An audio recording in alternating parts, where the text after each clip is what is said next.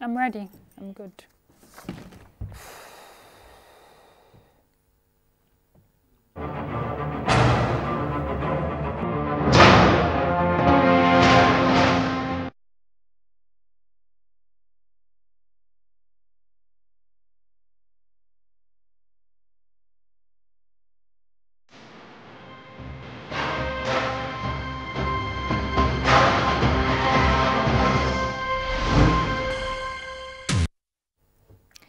Hello, we're glad to have you join us. This is Platform. I'm Ruth Aguwele. Rail transport for decades has proven to be cost-effective, energy-efficient and a reliable way to move large goods and passengers over long distances. Nigeria has demonstrated commitment to make the rail transport system effective, with recorded strides in the sector.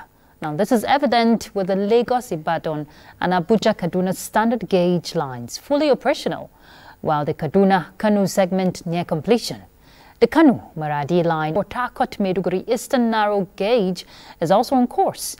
But when these assets are compromised as a result of vandalism, questions on structural integrity and safety of passengers poses concern. If you recall, the Abuja-Kaduna train service experienced a major derailment involving a locomotive and several coaches. That was in August this year.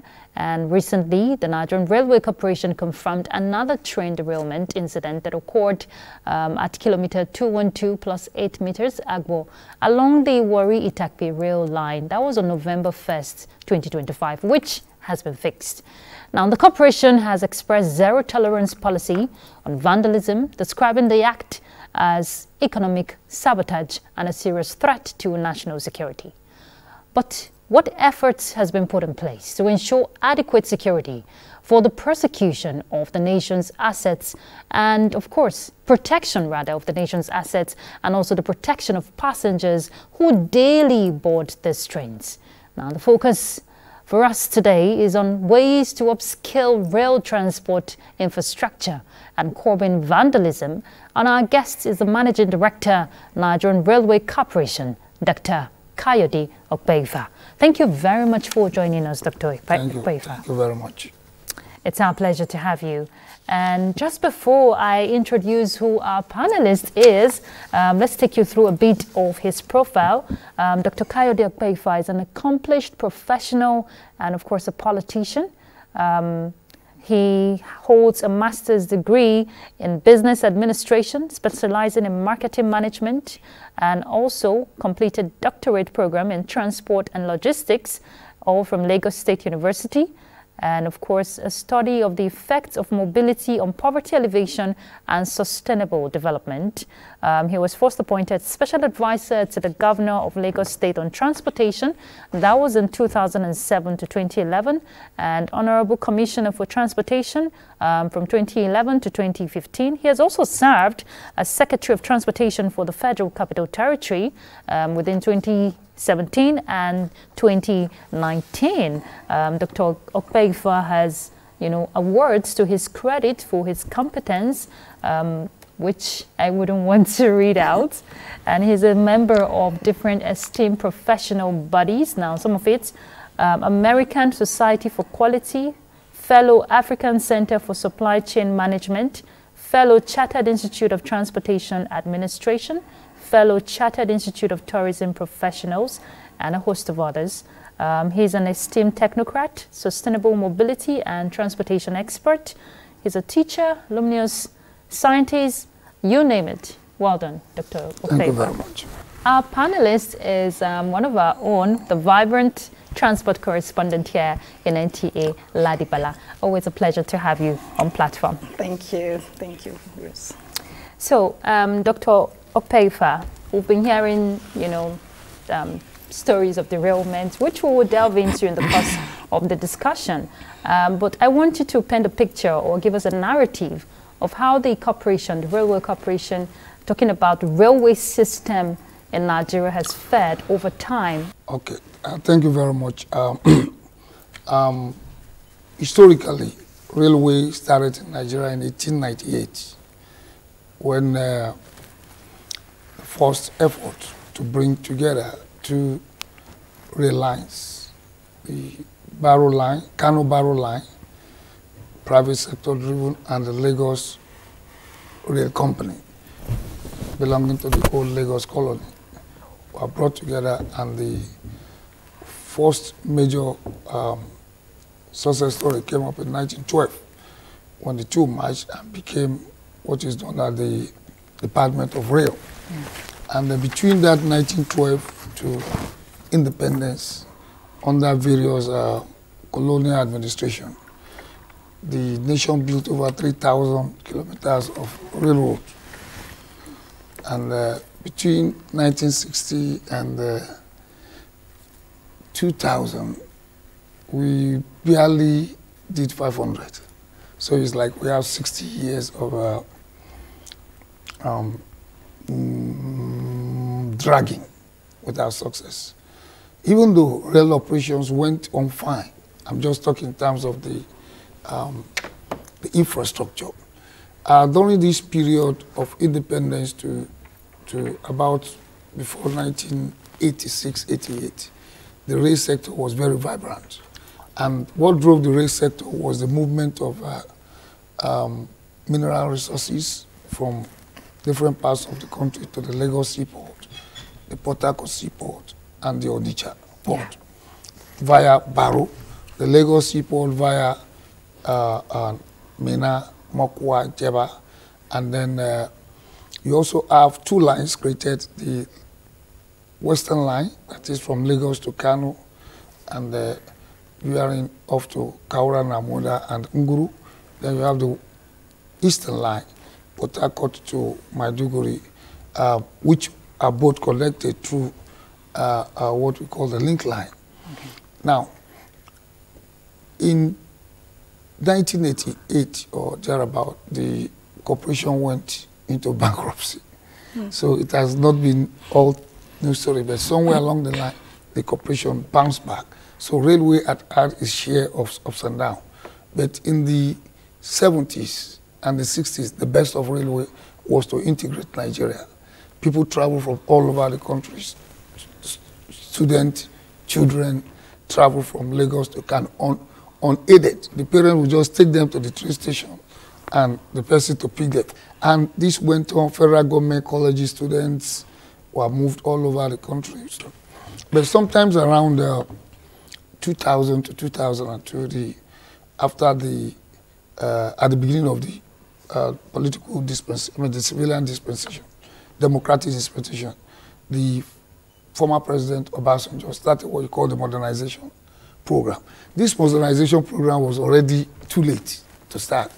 And then the Abuja Rail Mass Transit was awarded under the, when Senator Alero was the minister for FCT, then the Abuja Kaduna rail line was started.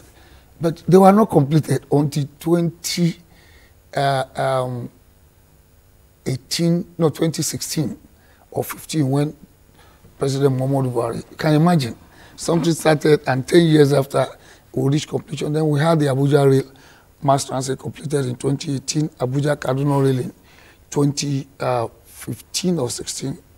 Then you have the Warri-Itape line that was constructed under Shagari government that started as standard gauge, or that was actually used for some time. But also we couldn't manage it. It went to Boribot, and President Muhammadu Buhari brought it back. And that's what you now have as a Warri-Itape train service. The Kaduna one became the Abuja Kaduna train service, and the Abuja one, the Abuja Metropolitan one became Abuja Rail Mass Transit Program. Then the Buhari government also did the Lagos Kano project, stopping at Ibadan. That became the Lagos Ibadan. And for the record, that project was completed in around 3 years. And that's one of the records you have in sub-Saharan Africa. So those are the stories of almost 60 years of doing nothing, and suddenly within 8-10 years, something happened. Then came the unbundling of the 1955 Act of the Nigerian Railway, and that was under President Muhammadu Buhari, but actually actualized by the current administration, opening up the vista of rail development from exclusive list to concurrent list. So part of the problem was the placing the rail under exclusive list. So that almost prevented state governments, private sector from getting involved, even though railway started in Nigeria as a private sector driven, just to move mineral resources, moving agricultural products from the north to the south, and moving finished products from the south to the north. But somewhere along the line, we started slacking in the infrastructure development, even though we keep improving in human resource capital development. University started offering degrees in transportation to the extent that we now have a University of Transportation in Daura. So that is how the story has been. Now, come down to my own 9 months stay there, and now look at the situation. I see that here is an organization with potentials, but not utilized. There is an organization that has the capacity to cause serious industrial revolution in Nigeria, but neglected. Here you have an organization that has the capacity to move our GDP from where it is to where we want it to be, but unattended to. Here is an organization with vast national assets, critical assets, but yet following in not the best way it should be. So I created my own developmental plan, and I told the management and staff upon resumption that customer service will be key. If you have a good customer service system, customer service principle, customer service orientation, the people will own it and will be able to position it. We are going to optimize. We decided to optimize what we have. The 3,000 to 3,500 or 4,000 kilometers of roadway that we have, we will put it to use. Okay. Dr. Opeifa, you've said a lot, taking us back to history and, to the present. There are a lot of challenges, and I like the fact you mentioned on customer service, which should be top-notch, which we're going to look at issues around customer service on standards. Ladi. Okay, before we delve into that, and equally before we start talking about the current challenges of derailment, you did just made reference to one of the achievements of this administration, that is the removal of the railway from the concurrent list to from the exclusive list to the concurrent list. Can you just share with us the response of governors, because it is expected that state governors, we key into this project, and so far I'm aware of that of Lagos and Plateau State. Can you just shed more light? Okay. How are they responding to this? Because it must be a collective, responsibility to ensure that the transformation that is required in the railway sector. Okay. Proudly, I'll just give a classical experience of which I was involved. Lagos State government under the current president, when he was governor, wanted to develop rail system in Lagos. He came up with a rail master plan for 5 railroads in Lagos, and for 6 years he couldn't achieve much because the rail system was on that concurrent list, and the PDP government at that time, for whatever reason, we just don't make it happen. Even though the president was interested, the then president Obasanjo, he was forced to change it to Greater Lagos developmental system that would take the rail from Ogun State into Lagos, and that dragged. But that did not stop the state. The state developed its master plan. When Governor Fashola came in, Fashola wasn't part of that government, and Fashola said they will now implement it. They started with the red line, they met a roadblock, non-cooperation from federal government. They went to the blue line, where it is free on a road called the Lagos-Badagry Road, also, as at that time, a federal road. But prior to that, it used to be a state road that was handed over to the federal government. There was some sort of understanding, and Lagos started the blue line. River State, under the former governor Amechi, started the River State monorail. I think Governor Calabar, Cross River State, also started one in Cross, and they all faced all sorts of challenges. However, when President Goodluck Jonathan came, President Yar'Adua came, everything changed. Okay. Under the same constitution, he said everybody is free to do what they want to do, and that gave Lagos some traction, gave River State some traction, and they gave Cross River State some traction. Why I mention this is just to know there was a time when it was difficult. But with the movement to the exclusive, the states are free. They can even set up their own regulatory authority, and I'm sure one state has started putting up its own law. And let it also be put on record. Despite this, Rivers, Cross River, Lagos, and the Federal Capital Territory went into rail operations, and they made rail construction. Very giant strike. So nothing should have disturbed the state government, regardless of the cost. So all they needed to do would have been to show interest, look for funding, either by budget, and then approach the federal government for excuse. But now you don't need excuse anymore. I mean, you don't need permission. Ask for permission. Now you don't need permission. That's different. So as of today, I can tell you, Kaduna State is on the block. Kano is on the block. Ogun State is on the block. Plateau State is on the block. Even Borno is on the block. Yeah, I can speak for those 5. They are on the block, working on their own rail, metro rail system. So what that, and coincidentally or in contradiction, the same Asiwaju Bola Ahmed Tinubu, then governor, that was being frustrated, is now the one to implement. And guess what he's doing? He's now providing subsidy, support to this state government in terms of investment support. So for Kano State, I think it's 150 billion naira. For Kaduna is 100 billion naira. For Lagos is 60 billion. For Ogun is 50 billion. And also going to finance the Lagos Green Line project. So you can see the contradiction. So it is either a people problem or a constitutional problem. So there are 2 issues. Okay. A government under Yar'Adua thought otherwise. A government under Asiwaju felt, having been bruised, the same thing should not happen to state. So it's even giving state, any state that wants to do is giving them support. So nothing should stop any state that is interested. However, the state should be careful. Don't just go and do rail because they are doing rail. Do rail if you need rail. Rail is demand, traffic demand, should be traffic demand driven. Alternatively, we are telling them to rail with the states. There is a vast national asset, over 3,000 kilometers of roadway. Okay, that you alluded to earlier.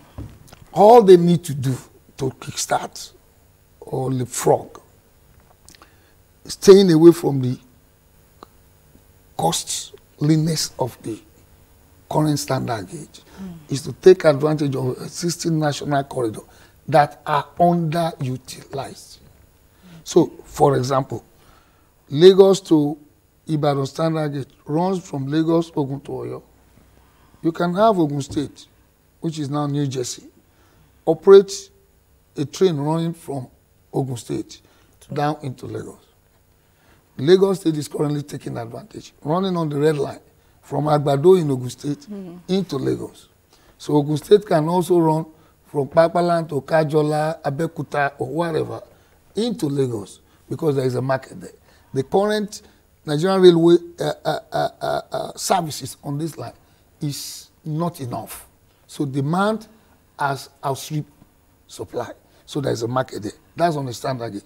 On the narrow gauge, NRC currently runs Kajola to Apapa, Ijoko to Ebutemeta, let me say Ogun State to Lagos. Okay. What that means is that, and it is always jam-packed, that means an additional rake from Ogun State on the same corridor, because they are moving Ogun State residents who are working in Lagos. Yeah. So people can live in Ogun State and work in Lagos. Exactly. Because accommodation and cost of living is cheaper in Ogun State. And cost of rail, like you said at the beginning, is also cost effective. That will happen. The same way Oyo State can take advantage of the narrow gauge that runs through Ibadan up to Osogbo or whatever to run a local train system within Oyo State. The same way Plateau State has not taken advantage. Yeah, the government invested in the infrastructure. They assisted the Nigerian Railway Corporation to bring up the just to Kuru line, and now they are running in conjunction with the Nigerian Corporation, in conjunction with Plateau State government, is now running just to Bukuru, a distance that costs by road 800 naira. They are running it at a cost of 200 naira. So, Dr. Opeifa, I know there are potentials and possibilities that can be explored, but that will require huge investment.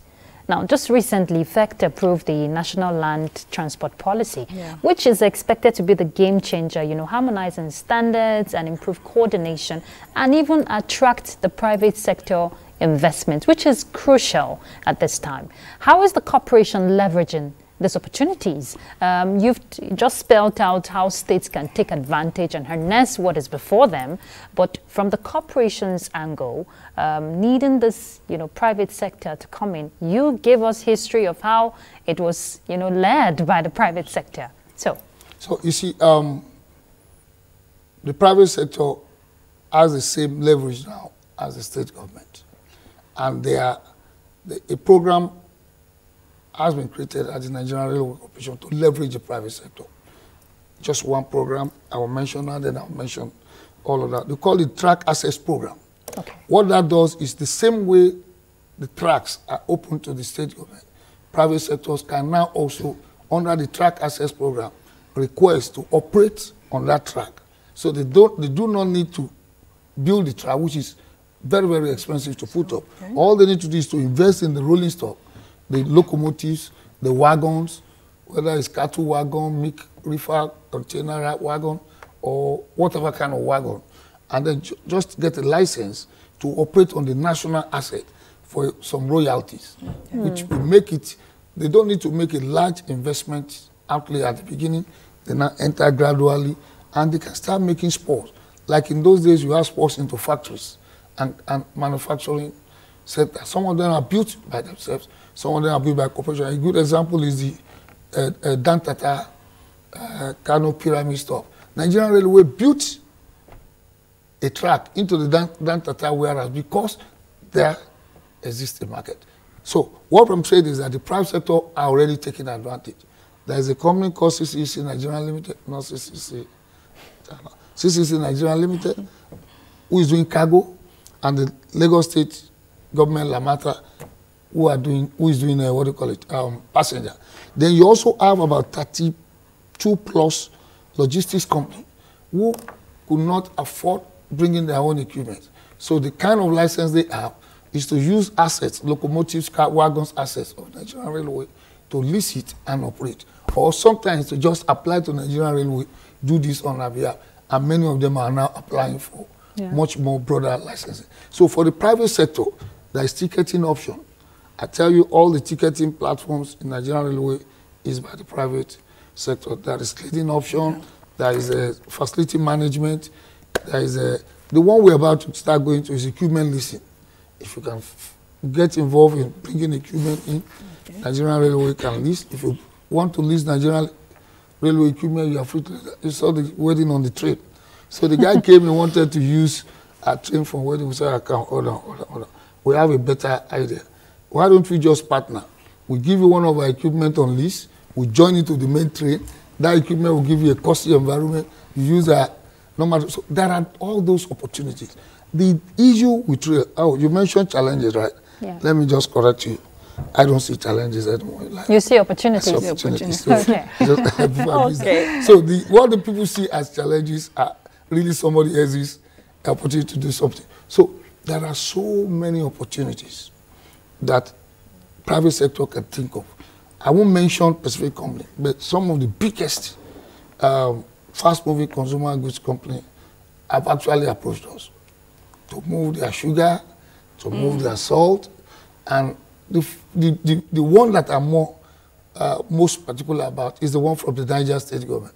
All the foods, the food governor, what do they call him now, the farmer governor, is making effort. He's already thinking that he's going to rot if he starts moving them with trucks. He's working with Nigerian Railways seriously. Okay. To move goods from Niger State to Lagos, Niger State to Kano, where you have the population to consume it, and also to move it to a new place in Lagos, Epe, where the Lagos State government is constructing the largest food hub, the largest food stop hub, so that they can produce goods in Niger. So also the milk, do you call them milk farmers in Kano? Okay. Those people who are milking cattle in Kano, they are now looking forward to the Lagos Kano narrow gauge to come back. They want to move the milk secured in Kano down to Lagos, where there is a huge population to have it consumed. So there are so many opportunities. And what do you require? You require a refrigerated container. They call it reefer. It's available. We have containers to move cow. Okay. Then there's also the beef processing opportunity. Okay. Okay, I just wanted to talk about what Nigerians are really interested in knowing that is happening in the NRC. Particularly, we have a recurring incident of derailment. I mean, from August to date, we have experienced 2 derailments. What are really the underlying factor? Why are we having this kind of incidents frequently? Okay, I beg to make some correction. It is not recurring. So what do you call it? From August? When you have something happen twice, that is not recurring. In 3 months? No, wait. Recurring is if something over a period of time keeps repeating itself in the same pattern. So, but it is a fact that we have 2 derailments in the space of 3 months. 3 months. 3 months, yeah. In the rail sector, that's not a big deal. What is the big deal in rail sector is the safety of the system. That you will have derailment, if something is not done right, you can have derailment coming from weather. You can have derailment coming from glitch of signal. You can have human error. You can have mechanical error. You can have something. So what causes the derailment?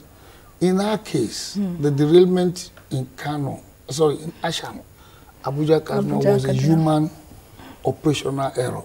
Overspeeding by an experienced driver. Not vandalism. No, by an experienced driver who, out of fear of the implication of the speed at a point is where train can change direction. He busted the point and on hearing the sound, applied the emergency brake, not the normal brake. And based on the fact that there was once an attack on that train about 3 years or 2021, right? And the guy that memory came into his mind and bam, he slammed the brake and the train not only derailed, capsized. Now, during the Kaduna attack, there was also a derailment. You know, that was from a bomb attack. Assuming that happened in June, we will still be counting June, August. So that's what I'm saying. It is how it happened. Then the current one, the one in Agbo, between Agbo, it's not really Agbo, it's between Agbo and Abraka, but more of Abraka. Okay. Agbo is relatively a calm neighborhood. Abraka has a security issue that does not allow for regular access on the track. The Warri Itape line, as it is being called, passes through not in the middle of town, passes through thick bush. In fact, 2 days before that, we have the 2 windscreen of the train broken by grown trees. It depends on how the wind blows. Bah, bah, bah. And we have to change it to get ready for the operation. Also, on that same corridor, as at June or July, I think it's July, we have stopped operating Abraka station for security reasons. Okay. Not that we chose to do. We were told by the security operatives that shut down the station. That area requires special security protection. So what you have there was as a result of vandalism. Some people, maybe they don't understand that those little things they do has some bigger implication. Yeah. Went and took, they took what we call fish plates. What you use to bridge and prevent some, just a maintenance stuff. They took 4 out. Then they took over 300 bolts and nuts out. And in the process, the train used the same route to go in the morning. Everything was intact. By the time the train, I think between that morning trip and the evening trip, they did this thing. Nobody noticed it because it's not a place you want to stay. And the train got there, and when the train entered the area of the, so what happened, the train galloped. When you have that point not connected, the train will boom. By the time the train was coming down, it has shifted. So that's a derailment. That is leaving the track and going on. Yeah. So the train derailed, but the driver was swift, an experienced driver too, did not apply emergency brake, applied the normal brake, and the train dragged for about 70 meters, and 2 coaches out of 7 were affected. The first 2 locomotives remained railed on the track. But these 2 coaches, when they galloped and came down, because they are not as heavy as the engines, when they came down, they missed the track. And the remaining 5 were still stable. The one that derailed, not that they completely derailed, only their front wheels. One, the front wheel moved away. The second one, the back wheel moved away. And immediately that happened, then the next thing that you will ask is, how do you quickly respond when you have a derailment? All the passengers in the previous coach, numbering about over 120 or so, were moved into the remaining 5. And the back rail took them back to station immediately. The thing happened. Then immediately, the crane, we have a crane that works on the track, not on the ground. If there was nothing like that, we wouldn't be able to access the place. The crane moved in and got in there under the dark in an area that has a security alert. We were able to rescue one of the train during that darkness out. And the next day, so the next challenge was how to deal with the passengers. There were no vehicles in town to move them to Warri. While some of them rejected, they are not going by bus. They will only go by rail. So they would rather wait because they are, you see, it depends on the way you handle it. They know that we can go, and they accepted. And when the team was completed, some were moved by bus. And also, that track was restored for normal operation by 7 p.m. the next day, that is within 24 hours. So those are some of the things your KPI will test when you have a derailment. If it was during the day, that derailment will be restored within 5 hours. So you have to prevent it. Dr. Opeifa, we have to take a break. Yeah. And I'm sure you are aware that the Senate committee has constituted an ad hoc committee to investigate this derailment, to look at the structural integrity.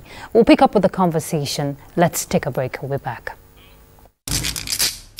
What are we doing as a nation to, first of all, settle our teeming populace, especially the NTA's political package, with a third eye on the nation's political scene. I am Fisa Ogunfuyi. Welcome. You have to be very careful giving space to people who are obviously sponsored to further the agenda of some other groups. There's a lot of questions. A lot of questions in a closed door sessions. Some of these issues, some of the problems bedeviling the their. In fact, between June 1st and July 17, 19-point-something billion has left the coffers of the NDDC. I can say my constituency, they need everything because we don't have anything. A method for digital literacy is a bot that you can use, you can interact to learn more about digital literacy. Hello, it's our pleasure to have you join us on platform. I'm Ruth Aguwele.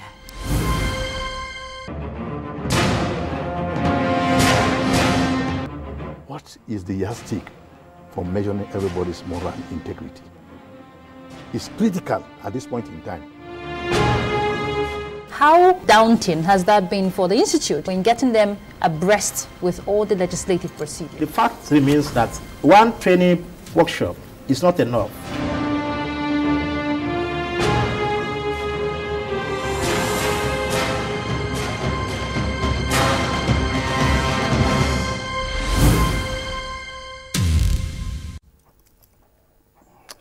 All right, thank you for staying tuned. The conversation is on ways to upscale rail transport infrastructure and, of course, curb vandalism.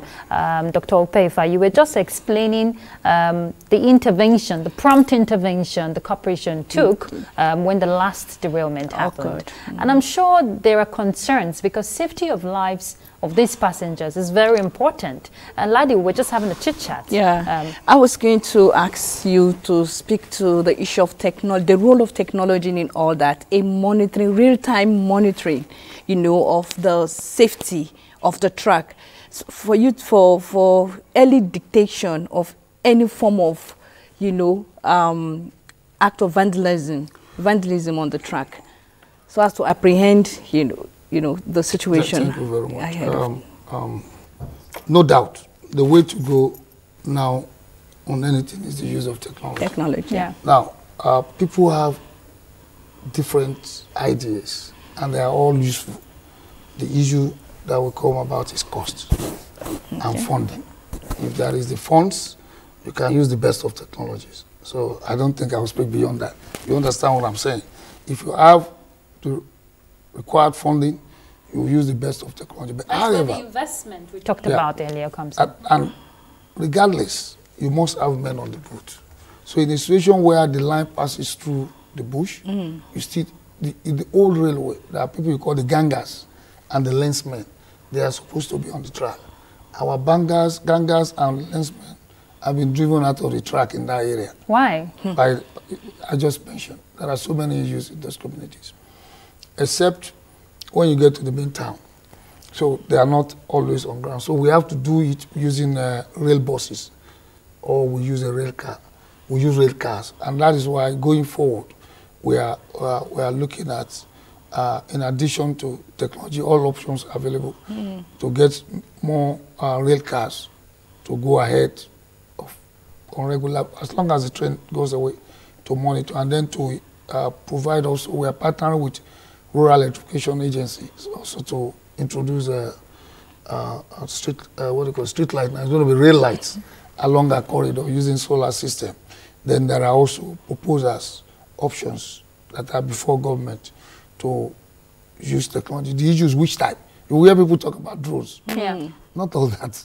Okay. Not all that. Drone is not just what you put. There are geofencing. Okay. There are things you embed in the track, and they can also send. But more important is that community have to take ownership. Our security agencies must be ready to also protect. But what's your synergy with security? There is a complete command for the railway within the Nigerian police, and there is a complete command with the civil defense. There is a commissioner of police, railways. You know why I asked you? Talked about is it the bangers, or what do you call them? Are no longer there because of gangers, because of in that on that corridor, that corridor. There are so many issues there. We all know the issues within that area, and the civil defense guys are doing a lot. By the way, we caught 2 of those guys yesterday. I was going to ask. We caught 2 of those guys yesterday, and they have confessed. And they come, they pick 1, they pick 2, they go, they come, they pick. Sometimes, every day we pick people. Let me crack a joke. We went to Ajaokuta to pick something. We went peacefully. We came back, we saw the track terribly compromised. How can that be addressed? Because it can't continue. It's a security issue, and it's not for... Because the safety of passengers should be keen. Seriously speaking, we have responsibility to put up security as much as we can put up. Security organizations, agencies also have to give us the maximum support. And in view of this, the Office of the National Security Advisor has constituted a stakeholder group that meets every month to discuss defense of critical national assets. You know, every day is for the thief, one day is for the owner. By the time we deal with, I don't want to give catalog of how many arrests we make daily. Even in Lagos, which is the safest route, the Lagos-Ibadan, we are making arrests. What about... Now, if you go on the Abuja-Kaduna route, when that accident happened, what did you see happen? Within 5 minutes, the military were there. Yeah. Where did you think they came from? They were all around the place. You won't see them. So the same thing we have to put on this Warri Itakpe. Abuja-Kaduna is not that, it's a savanna forest. This one is a thick forest. I mean, what do you call it? Rainforest, where the tree grows with it. We cut it today. We are now cutting. For your information, we are now cutting everything. We have bought equipment about 2 months ago. We bought equipment, and we have started cutting. We want to cut like 20 meters to the right and 20 meters so that you can have a good vision. Some have given us the option of bringing in a payloader. But when the payloader goes and cuts, how is it going to come back? So we now go with our men and they pick 1 kilometer, 500 meters, 200 meters at a time. We bought them this grass cutter, we bought them the electric jigsaw, as if I know I brought in some video. So many things are going on. Then we also have relationship with, and now the better one is coming because the state government, we are told, will soon come in to join. There are 4 state governments, no 3 state governments that are involved. Kogi, Edo, and Delta. Guess what? There was a time the trade stopped in the middle of the thick bush at about 7 p.m. And we called the Kogi state government. The next thing they called the local government. I don't know whether it's the Kina or whatever. They called the local government chairman. Guess what? The local government chairman slept. Dr. Okwe, if I'll come in there, I know that these communities in the corridor along this rail, tracks can contribute. That's where I was providing safety. Yes, providing safety to these assets, because these people who vandalize these assets are part of communities around. When I use the Kaduna one to give you an example, sometimes you get it right. One time it fails. It doesn't mean you have not made efforts. On that track, there are community involvement. But the challenge, if I use that word, is the bushy nature of the area. It's like in Kaduna, you can have to the express road 500 meters. In this area to the next community, it could be like another 1 kilometer.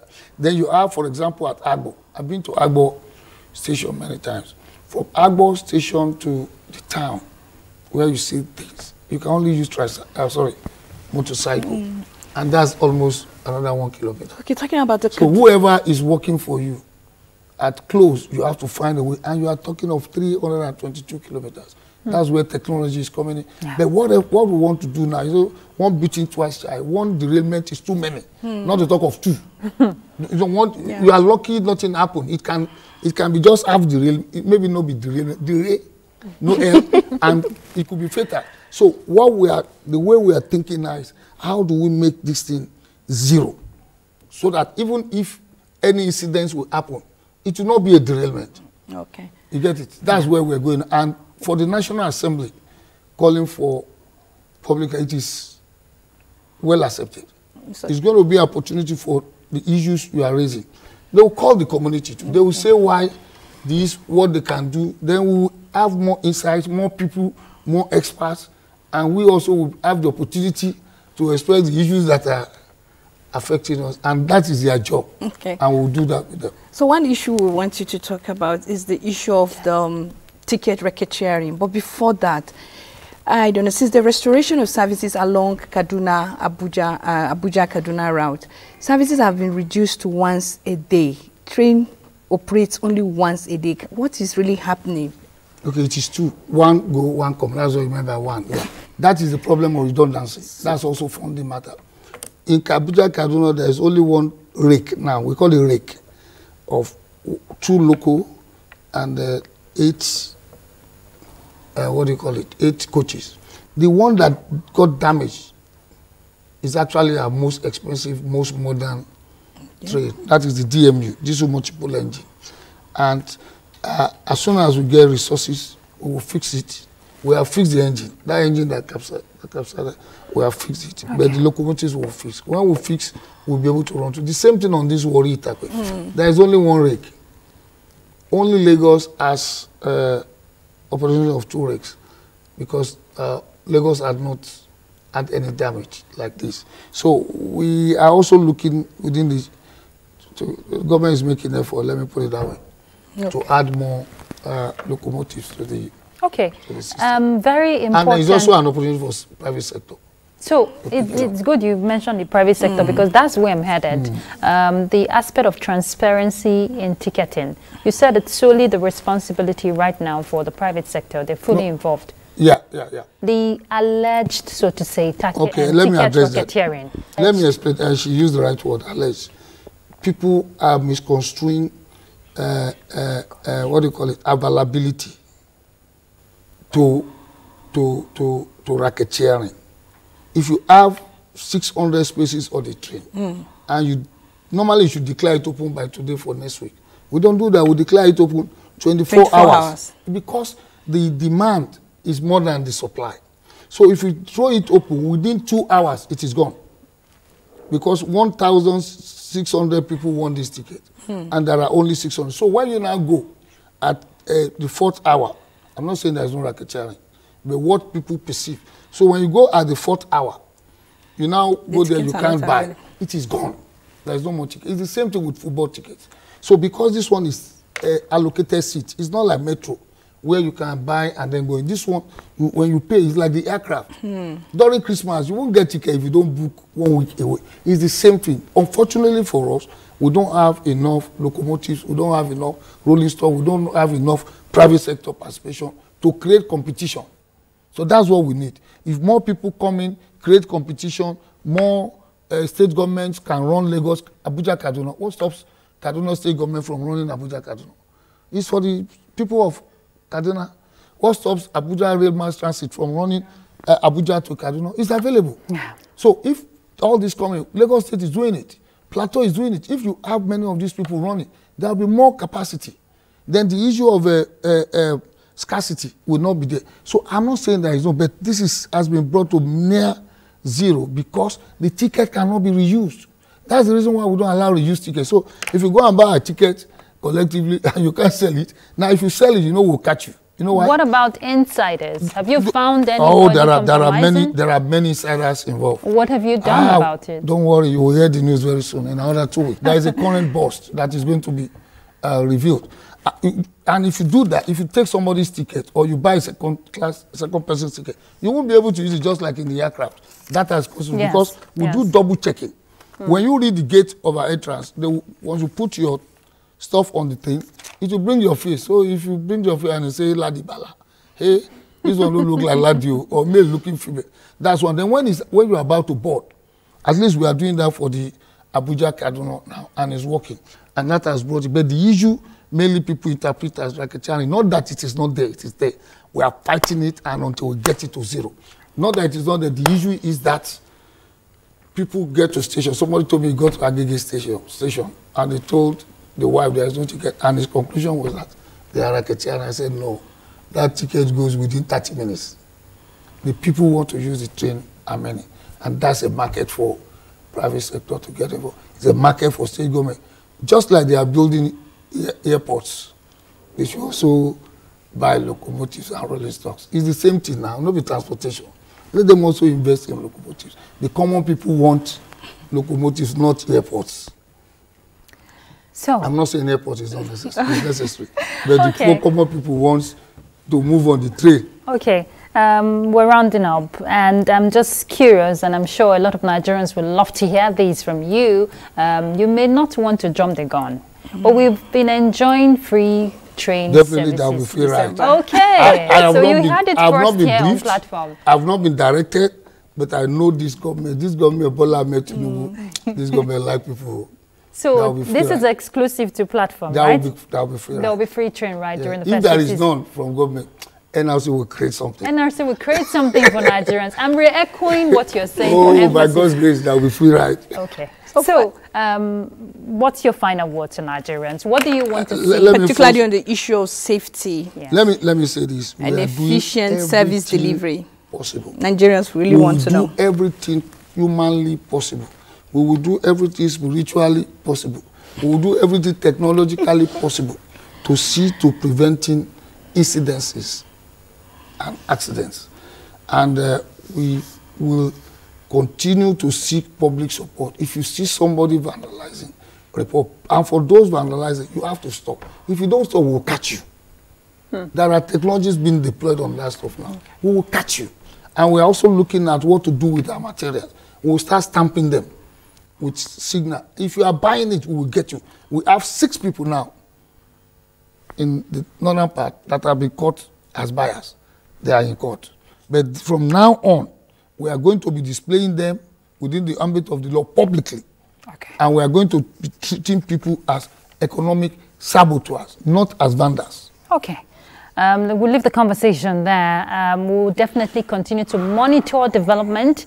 We're not hoping for any derailment, but of course we want to see growth in the rail transport sector. Thank you very much, Dr. Kayode Okpeife. Thank you for your time on platform. Thank you. And keep up the good work. Thank you. Oh, thank you very much. Thank you for coming on board. All right. Thank you so much, Ladi Bala, our transport correspondent. So there's free train ride for us this December. Sure. So we're going to... Will be free train ride. Okay. I trust Mr. President. Okay, so let's leave the conversation there.